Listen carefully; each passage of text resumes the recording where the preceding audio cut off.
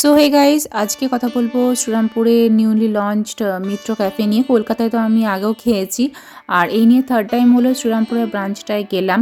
তো এই নিয়ে দু একটা কথা বলবো, তোমরা যারা শ্রীরামপুরের আশেপাশে থাকো, এখানে এসেছো বা যেতে ইচ্ছুক তার জন্য।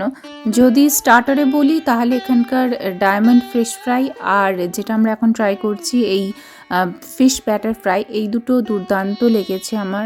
এছাড়া কিছু চিকেনের আইটেমও তোমরা স্টার্টারে ট্রাই করতে পারো। এখানে ফিশ ব্যাটার ফ্রাইয়ের সাথে কাসুন্দি, মেয়োনিজ আর স্ম্যাশড পটেটো টাইপ দিয়েছিল।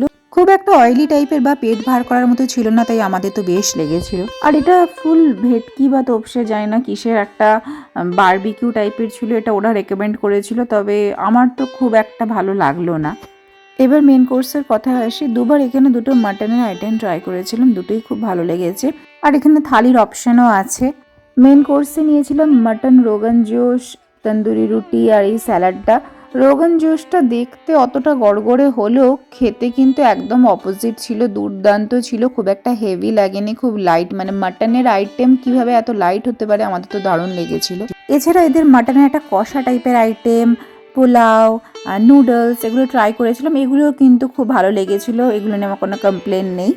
ব্যাস, এবার এখানে খাওয়া দাওয়া মিটিয়ে বাইরে বেরিয়ে নিয়ে নিয়েছিলাম আমার ফেভারিট ফ্লেভারের একটা আইসক্রিম।